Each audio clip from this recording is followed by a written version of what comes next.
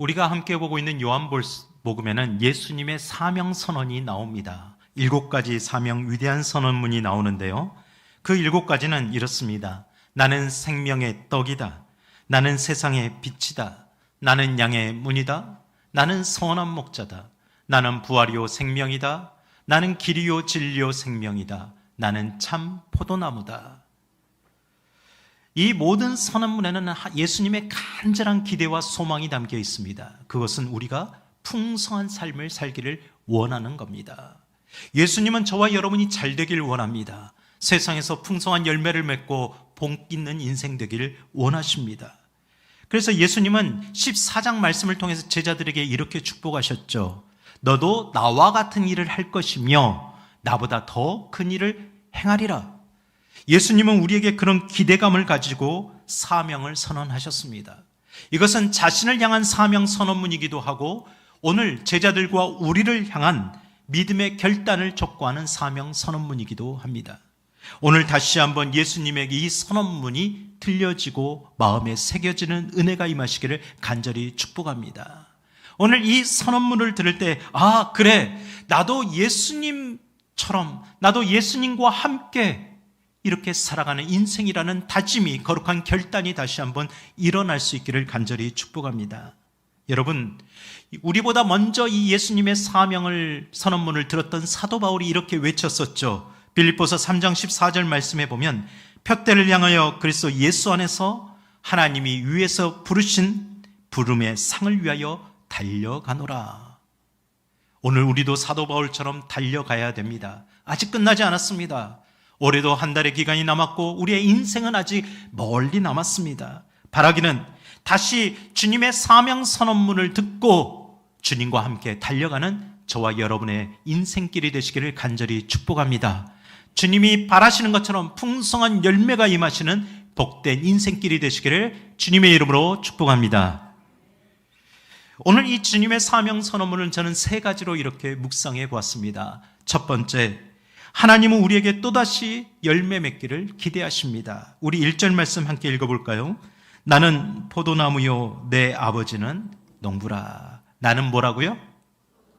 누가 포도나무라는 거죠? 내가 아니라 예수님이, 하나님이 농부시라는 거죠. 근데 원래 구약 성경에 보면 이 포도나무는 예수님이 아니라 이스라엘을 가리키는 상징적인 말씀이었습니다. 시편 80편 8절 말씀을 함께 보겠습니다. 주께서 한 포도나무를 애굽에서 가져다가 민족들을 쫓아내시고 그것을 심으셨나이다. 하나님께서 포도나무와 같은 이스라엘 백성들을 출애굽하셔서 가나안 땅, 축복의 땅, 약속의 땅에 옮겨 심으셨습니다. 그것이 하나님의 포도밭이 되었죠. 그리고 14절에도 동일하게 이렇게 고백합니다. 함께 읽어볼까요? 만군의 하나님이여 구하옵나니 들어오소서. 하늘에서 굽어보시고 이 포도나무를 돌보소서. 하나님 저 좀 돌봐주세요. 하나님의 포도밭에 심겨진 포도나무잖아요. 하나님이 돌봐주셔야죠. 이렇게 고백을 하고 있는 겁니다. 여러분, 우리는 모두 다 하나님의 포도밭에 심겨진 포도나무와 같은 인생입니다. 하나님이 어떤 마음으로 우리를 심으셨을까요? 여러분, 농심을 아시죠? 농심하면 뭐가 생각나나요? 농심, 네. 라면은 어른들, 신라면은 신세대. 전 세계적으로 유명합니다. 그런데 이 농심이란 단어는 원래 농부의 마음이란 뜻입니다. 이 작은 제품 안에 농부의 마음을 가득 담아서 만들었다라는 거죠. 여러분, 이것이 하나님의 마음입니다. 한결같은 마음이 담겨 있죠. 농부도 그 나무를 심을 때, 그 씨앗을 뿌릴 때 많은 열매를 맺기 원합니다. 여러분, 농부가 씨앗을 뿌리는데 이번은 망했어, 이것은 벌써 끝났어, 열매가 없을 거야, 이렇게 말하는 농부는 아무도 없습니다. 아직 자라나는 것을 보지도 않았고 얼마나 맺힐 것도 보지 않았지만 기대감을 가지고 있는 거죠. 하나님도 마찬가지입니다. 하나님은 선한 계획을 가지시고 담장과 울타리를 만드시고 망대를 설치해서 포도원을 만드셨습니다. 그리고 그 포도원에 포도나무를 막 심었는데 여러분처럼 얼마나 예쁘고 아름답고 귀한 포도나무인지 하나님이 보기에 심히 좋았다라고 말씀하십니다. 하나님이 보시고 너무 행복해 하셨습니다. 자신의 심은 포도나무에 열심히 물과 거름을 주며 가꾸셨습니다. 포도나무는 이스라엘 백성들에게 좋은 열매를 기대하셨기 때문이죠. 그 나무들이 잘 자라 세상에서 왕같은 제사장 나라가 되고 거룩한 백성이 되길 소망했습니다. 포도원의 포도나무들은 농부인 하나님께 아낌없는 사랑을 듬뿍 받았습니다. 그런데 안타깝게도 그 포도나무들에게 기대하던 바와 달리 좋은 열매들이 맺혀지지 않은 겁니다. 하나님의 마음이 어땠을까요? 어디 한번 보자라고 갔더니 포도나무의 잎이 무성해서 야, 참 잘 자랐다라고 가봤는데 열매가 하나도 없는 겁니다. 포도나무는 과실수잖아요. 관상수가 되면 안 되는 거잖아요. 목적이 잃어버린 나무가 있는 겁니다. 또 어떤 나무는 열매가 맺었는데 아주 작은 열매가 맺어서 그대로 있습니다. 또 어떤 나무는 열매를 맺었긴 했는데 들포도 쓴포도만 맺었습니다.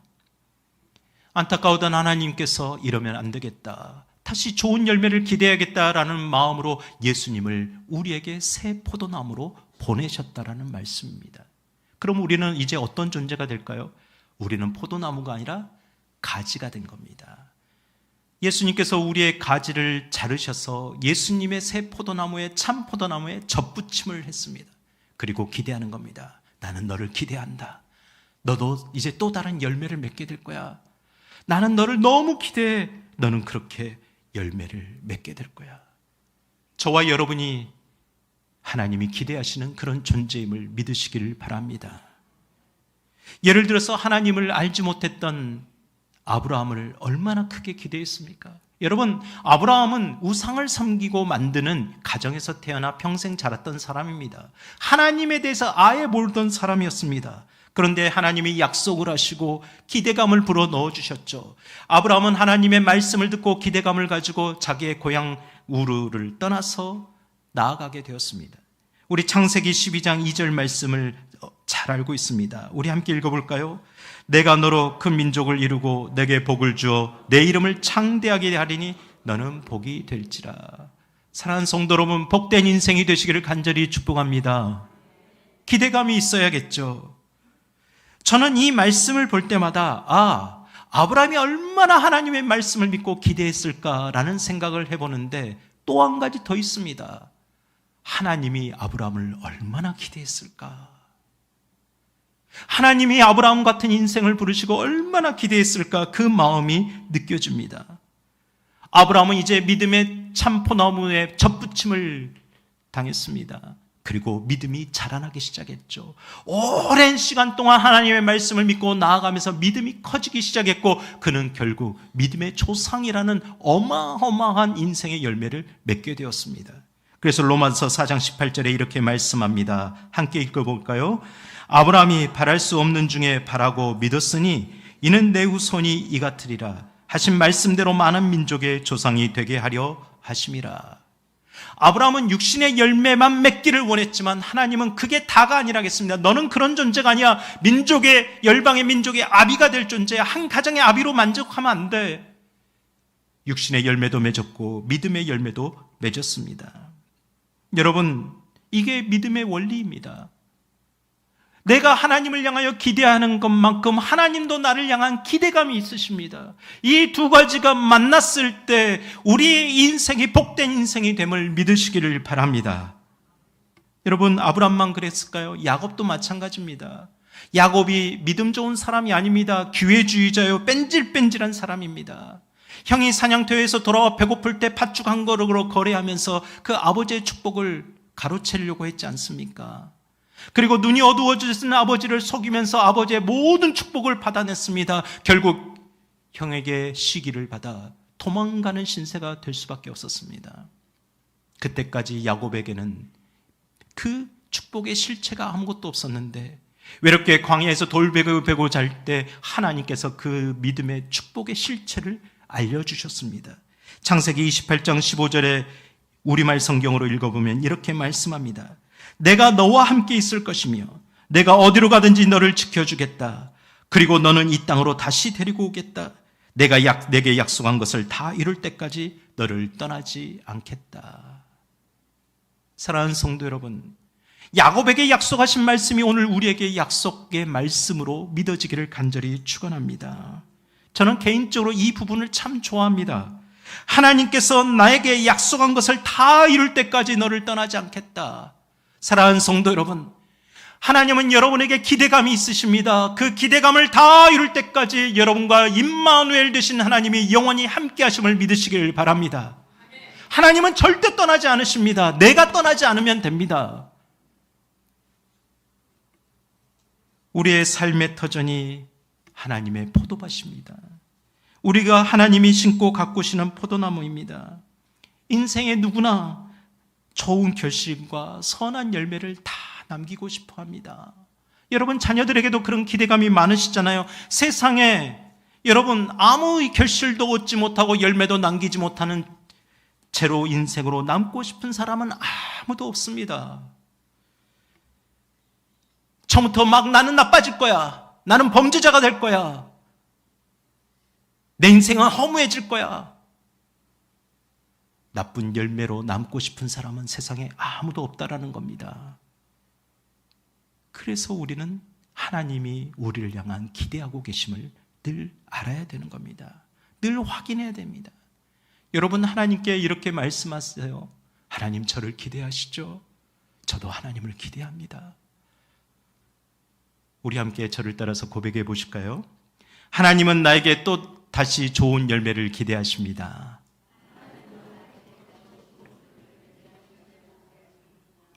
별로 기대감이 없으시네요. 다시 한번. 하나님은 또다시 좋은 열매를 나에게 기대하십니다. 할렐루야. 우리 옆 사람을 한번 축복해 주십시오. 하나님은 당신에게 또 다른 좋은 열매를 기대하신대.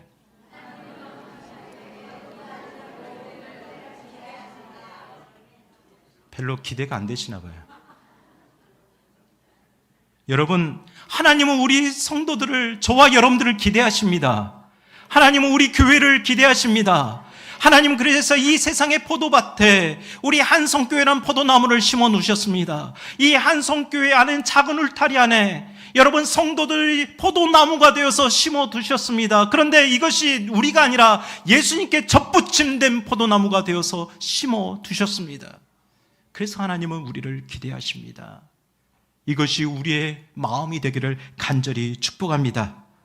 여러분, 아직 올해도 한 달이 남았습니다. 우리의 인생은 한 달로 또 끝나는 것이 아닙니다. 우리는 계속 하나님을 기대하길 원합니다. 하나님이 우리를 기대하신 그 기대감을 가지고 살아가는 복된 걸음이 되시기를 간절히 축복합니다. 그러면 우리는 어떻게 하면 하나님이 기대하시는 또 좋은 열매를 다시 맺을 수 있을까요? 오늘 말씀에서 두 가지의 깊은 교훈을 주고 있습니다. 두 번째, 예수님께 꼭 붙어 있어야 하는 가짐을 인정해야 됩니다. 이제 나는 나무가 아니라 뭐라고요? 가지라는 거죠. 여러분, 볼품없고 보잘것없는 가지라고 실망하지 마세요. 2절과 3절에 이렇게 말씀합니다. 함께 읽겠습니다. 무릇 내게 붙어 있어 열매를 맺지 아니하는 가지는 아버지께서 그것을 제거해 버리시고 무릇 열매를 맺는 가지는 더 열매를 맺게 하려 하여 그것을 깨끗하게 하시느니라. 너희는 내가 일러준 말로 이미 깨끗하여졌으니. 아멘. 제가 대학 시절에 동아리 모임을 할 때 2학기가 되면 늘 단합대회를 갔는데요. 자원봉사가 끝나면 포도밭에 갔습니다. 그리고 우리 신학생들이 모여서 포도를 엄청 많이 싸게 많이 먹었던 기억이 늘 남습니다. 그때 들은 이야기입니다. 포도밭에서 일하시는 그 분이 이렇게 말하더군요. 포도나무는 짐은 바로 심어서 결실을 얻게 되는 게 아니라는 겁니다. 3년을 기다려야 된다는 수확이 가능합니다. 그때까지 농부는 많이 인내해야 됩니다. 어떻게 할까요? 그리고 더 중요한 일이 한 가지 있는데요. 가지치기를 잘해줘야 된답니다. 가지치기를 열심히 해줘야 되는 건데 농부가 살펴보니 이 가지가 나무에 붙어 있어 보이는데 죽은 가지가 있다라는 거예요. 제대로 붙어 있지 않기 때문이죠. 그래서 그 가지는 다 깨끗이 잘라줘야 됩니다. 또한 잎이 무성해 보이고 열매가 없는 가지도 다 어김없이 잘라줘야 됩니다. 죽은 가지, 병든 가지는 남겨둘 필요가 없다는 거죠. 그것을 아까워할 필요가 없다는 겁니다. 이것을 전정 작업이라고 합니다. 만약 그 가지에 작은 열매가 붙어 있으면 어떻게 합니까? 그 주변 가지를 다 정리합니다. 그리고 그 작은 열매가 커다란 알맹이가 되도록 그것을 도와주는 거죠. 수분과 양분을 겉으로 다 빼앗기지 않도록 농부가 도와주는 겁니다. 그랬을 때 더 큰 열매를 맺을 수 있음을 알기 때문이죠. 오늘 그 말씀이 2절 말씀입니다. 하나님은 두 가지의 방법을 사용하십니다. 열매가 없는 가지, 죽은 가지, 썩은 가지, 붙어있지 않는 가지, 붙어있는 척하는 가지, 믿음이 있는 척하는 가지들은 분명 하나님께서 잘라내실 겁니다. 알곡과 가라지를 분리하듯이 분명히 잘라내십니다. 그런데 내 안에 작은 열매의 씨앗이 보이면, 그 시작점이 보이면 하나님은 그걸 너무 소중히 여기십니다. 그리고 더 많은 열매를 맺어야지, 더 잘 맺어야지, 그렇게 보살펴 주십니다. 사랑하는 성도 여러분, 여러분 지금 어떤 가지가 되고 있습니까? 이미 우리는 예수님께 접붙임을 당한 가지들인데 그 이후에 우리는 어떤 가지가 지금 되고 있습니까? 여기서 한 가지 꼭 기억해야 될 것이 있습니다. 4절 중반부에 이렇게 말씀합니다. 가지가 포도나무에 붙어 있지 아니하면 어떻게 한다고요? 스스로? 그렇죠. 이건 말을 안 해도 다 알죠. 여러분, 열매는 가지에 열리지만 가지가 열매 맺는 주체가 아니라는 말입니다. 우리는 늘 착각합니다. 내가 열매를 맺으니까 내가 열매를 맺을 수 있는 것처럼. 아닙니다. 우리는 가지일 뿐이죠. 가지는 나무를 떠나서 살 수 없습니다. 그래서 열매는 언제나 붙어 있음의 결과입니다. 가지가 나무에 붙어 있지 않으면 절대 열매를 맺을 수가 없습니다. 나무가 가지를 통해 열매를 맺는 것뿐입니다. 그래서 우리는 착각하지 않아야 됩니다. 주님, 저는 가지일 뿐입니다. 이것이 바로 생명적인 관계요, 절대적인 관계라고 말씀하시는 거죠. 나무가 중요하다고 이야기를 하는 겁니다. 마태복음 7장 17절에서 18절에 그래서 예수님도 이렇게 말씀하셨습니다. 함께 읽어볼까요? 이와 같이 좋은 나무마다 아름다운 열매를 맺고 못된 나무가 나쁜 열매를 맺나니 좋은 나무가 나쁜 열매를 맺을 수 없고 못된 나무가 아름다운 열매를 맺을 수 없느니라. 만약 가지가요, 아니 내가 왜 꼭 나무에 붙어 있어야 되냐고, 나도 자유인인데 더 이상 나무에 얽매이기 싫다고 내 마음대로 혼자서든지 언제 무엇이든지 잘할 수 있다고 말하면서 나 독립선언 하겠다고 나무에서 떨어져 나오면 어떻게 될까요? 물론 처음엔 꽃도 피겠죠. 우리가 꽃꽂이하면 예쁜 꽃들을 가지채 잘 나와서 꼽아놓지 않습니까? 그런데 아무리 오래가야 일주일을 못 갑니다. 처음에는 거발하고 내가 뭘 하겠냐고, 나도 잘 꽃 피울 수 있다고 의기양양할 수는 있을 겁니다. 그러나 얼마 못 가서 내가 시들시들해지고 서서히 마르기 시작하는 것을 알게 된다는 겁니다. 죽게 된다는 거죠. 가지가 바싹 말라서 버려지게 되면 어떻게 되나요? 지나가는 사람들이 그 가지를 주워 모아서 바비큐 파티에 쓰는 불쏘시개감으로 사용할 뿐입니다. 그렇게 사라지는 인생이 되는 거죠. 그래서 8절 상반절에 이렇게 말씀합니다. 너희가 열매를 많이 맺으면, 너희가 열매를 많이 맺으면, 이 말씀이 내가 열매를 많이 맺을 수 있다라고 착각하지 말라라는 겁니다. 이 말씀은 능동태가 아니라 수동태입니다. 즉 너희가 열매를 많이 맺게 되면 이라는 뜻입니다. 좋은 나무에, 예수님의 참포도나무에 내가 가지로 완전히 딱 달라붙어 있어야 열매를 많이 맺게 된다는 말씀입니다. 우리가 좋은 열매를 맺었다고 할 때 우리가 의롭거나 우리가 잘나서나 우리가 어떤 능력이 출중해서 열매를 맺는 것이 아니면 우리를 인정해야 됩니다. 주님, 저는 가지입니다. 이것이 우리의 정체성이 되어야 됩니다. 남아프리카 공화국 성자로 불리우며 화랑개혁교회 지도자였고 영성가였던 앤드류 머레이 목사님이 있습니다. 이분은 전 세계적으로 250권이 넘는 책들을 출판하셨고요. 우리 한국에도 수많은 책들이 번역되어서 지금까지 많은 이들에게 큰 영적인 교훈을 주고 있는 분입니다. 이분이 가장 많이 쓰는 책이 영성이고 기도에 관련된 책입니다. 근데 이분이 참 멋진 말을 하셨어요. 불가능한 것을 가능케 하는 3가지 공식. 여러분, 세상에 이런 공식을 안다면 얼마나 좋겠어요? 알고 싶지 않으세요? 궁금하시죠? 별로 안 궁금하세요? 알고 싶으시죠? 좀 알고 싶다고 해주세요.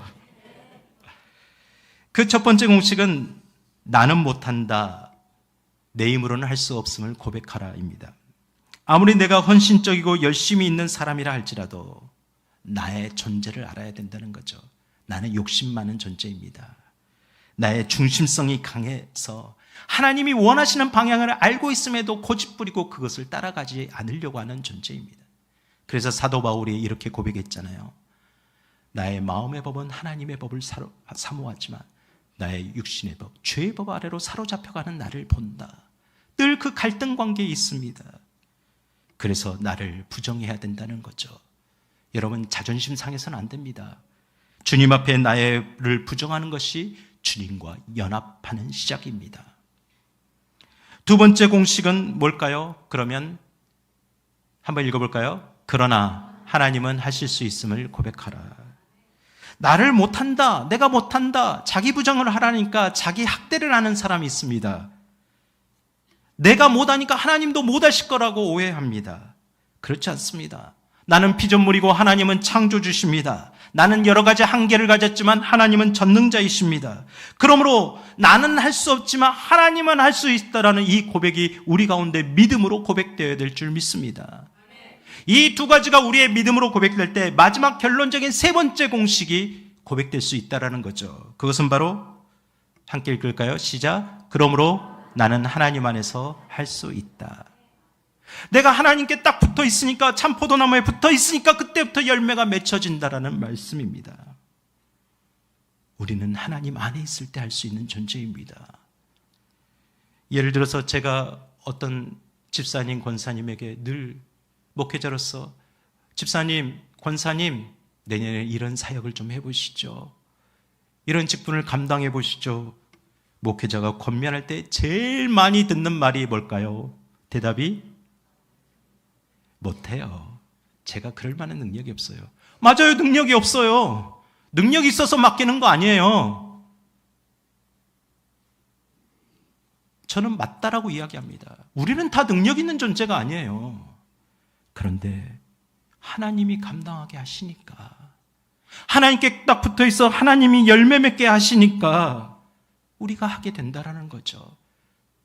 여러분, 벌써 못해요, 할 수 없어요, 이런 말보다 하나님 안에서 가능합니다라는 고백이 넘쳐나면 얼마나 좋을까요? 저는 그래서 우리가 주님을 온전히 의지할 수 있을 정도로 능력이 없어지기를 원합니다. 우리 교회, 우리 성도들이 주님만을 붙들 수 있을 정도로 능력이 없어지기를 원합니다. 우리의 가정이, 우리의 사업이, 우리의 일하는 것들이 하나님 내 힘으로 할 수 없습니다, 포기할 정도로, 그래서 주님만을 의지할 수밖에 없습니다라는 고백이 나올 정도로 능력이 없어지기를 원합니다. 이것이 진짜 신앙이기 때문이죠. 우리가 무능하게 되라는 말이 아닙니다. 주님을 떠나서는 아무것도 할 수 없음을 인정하라는 말씀이죠. 철저하게 내가 할 수 없음을 인정하고 주님께 꼭 붙어 있어야 된다는 말씀입니다. 주님이 한없이 우리에게 간곡하게 말씀하시는 거죠. 그래서 우리는 이렇게 고백할 수 있는 거죠. 저를 따라서 다시 한번 고백해 볼까요? 주님, 저는 연약한 가지일 뿐입니다. 주님이 참 포도나무입니다. 제가 주님을 떠나서는 아무 열매도 맺을 수 없습니다. 주님께 온전히 붙어 있겠습니다. 우리 옆 사람 손을 꽉 붙잡으면서 말하세요. 나도 붙어 있을게. 너도 붙어 있어. 절대 떨어지면 안 돼. 또 이쪽은 떨어지라고 내두고 있네. 사랑하는 성도 여러분, 내가 열매 맺으려고 하면 내 열심으로 끝납니다. 내 열심으로 하게 되면 분란이 일어나는 갈등이 일어나는 거죠. 하나님의 열심으로 해야 됩니다. 나는 가지입니다. 좋은 열매를 맺기보다 좋은 가지가 되시기를 간절히 축원합니다. 세 번째, 내가 예수님 안에 있고 예수님의 말씀이 내 안에 있어야 됩니다. 우리 4절부터 6절 말씀 함께 읽겠습니다. 내 안에 거하라. 나도 너희 안에 거하리라. 가지가 포도나무에 붙어 있지 아니하면 스스로 열매를 맺을 수 없음 같이 너희도 내 안에 있지 아니하면 그러하리라. 나는 포도나무요 너희는 가지라. 그가 내 안에 내가 그 안에 거하면 사람이 열매를 많이 맺나니 나를 떠나서는 너희가 아무것도 할 수 없음이라. 사람이 내 안에 거하지 아니하면 가지처럼 밖에 버려서 마르나니 사람들이 그것을 모아다가 불에 던져 살아내니라. 아멘. 주님이 계속해서 말하는 한 가지의 단어, 동사가 있죠. 그게 뭐죠? 그게 뭘까요? 지금 오늘 본문 안에서 계속해서 어떻게 하라고 우리에게? 안에 거하라고. 안에 거하라고. 이것을 강조하고 있습니다. 이 단어를 영어 성경에서 보면 두 가지 단어인데요. remain과 abide라고 번역했습니다. 이것은 둘 다 어느 곳에 남아있다, 머무른다는 뜻입니다. 이 단어의 중요성은 이겁니다. 머물려고 노력을 해야 됩니다. 계속해서 붙들려 있으려고 해야 되는 거죠. 태풍이 몰아쳐도 의심과 회의가 있어도 나는 끝까지 붙어 있겠다, 나는 끝까지 남아 있겠다라는 의지가 표현되고 있는 겁니다.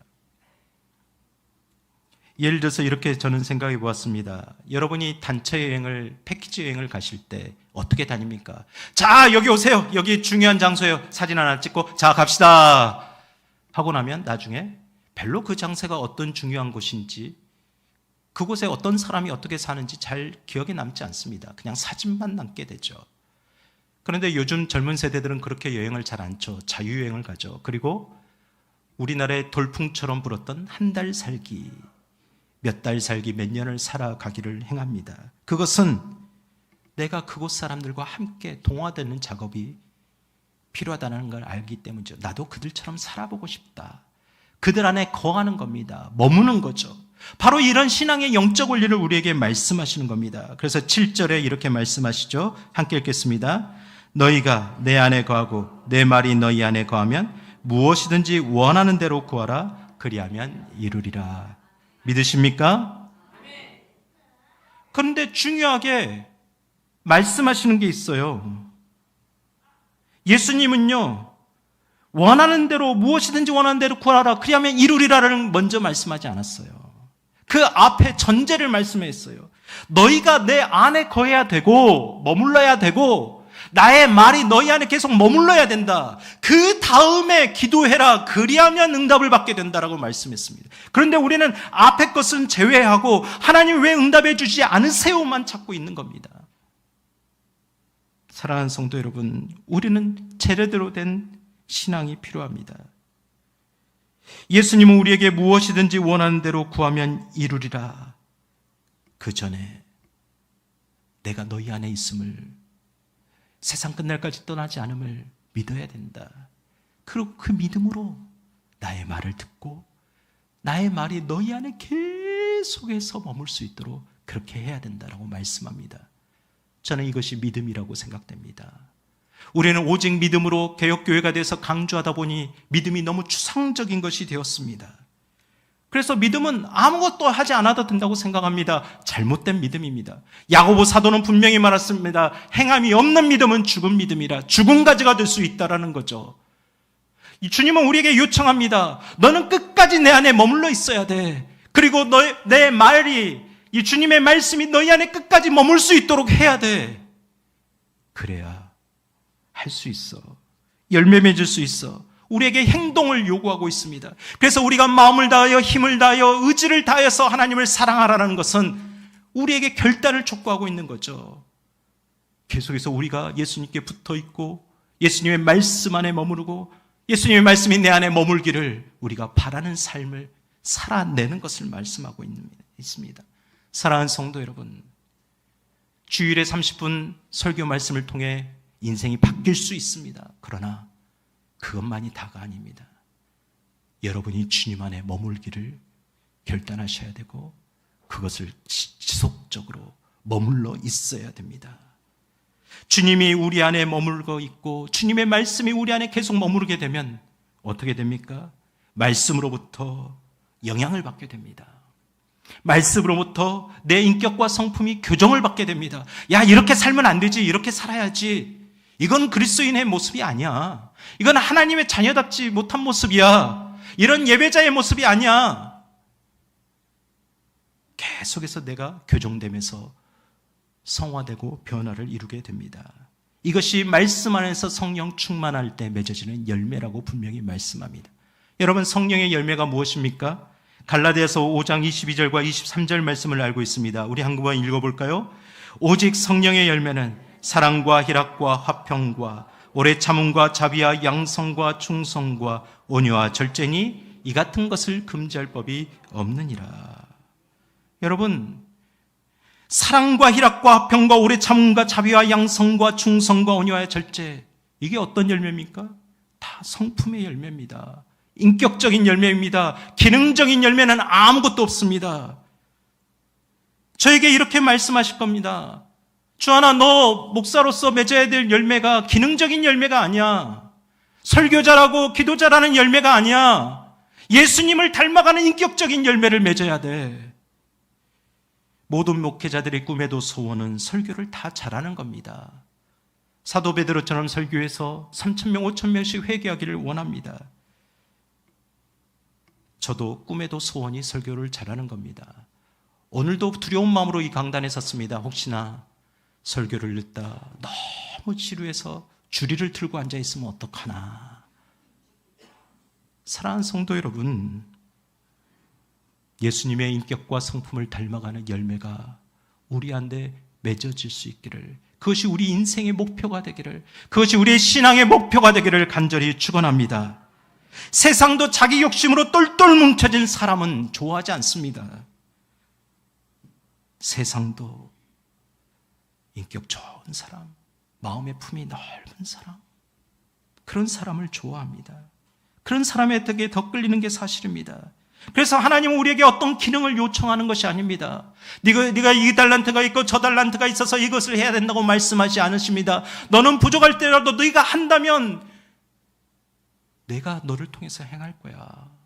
우리에게 말씀하시는 겁니다. 그래서 우리의 목표는 에베소서 4장 15절의 말씀이 되어야 됩니다. 우리 함께 읽어볼까요? 오직 사랑 안에서 참된 것을 하며 범사의 계획에 자랄지라. 그는 머리니 곧 그리스도라.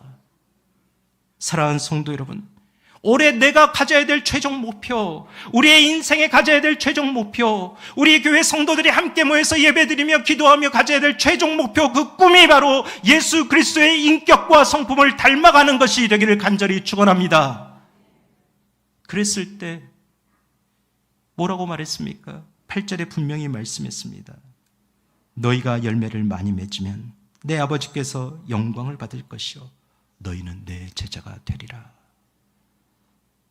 우리의 인생의 목표가 하나님께 영광 돌리는 목표가 된다면 그 열매를 통해서 나가 예수님의 제자가 됨을 세상 앞에 드러낼 수만 있다면 그것이 가장 위대한 열매인 줄 믿습니다.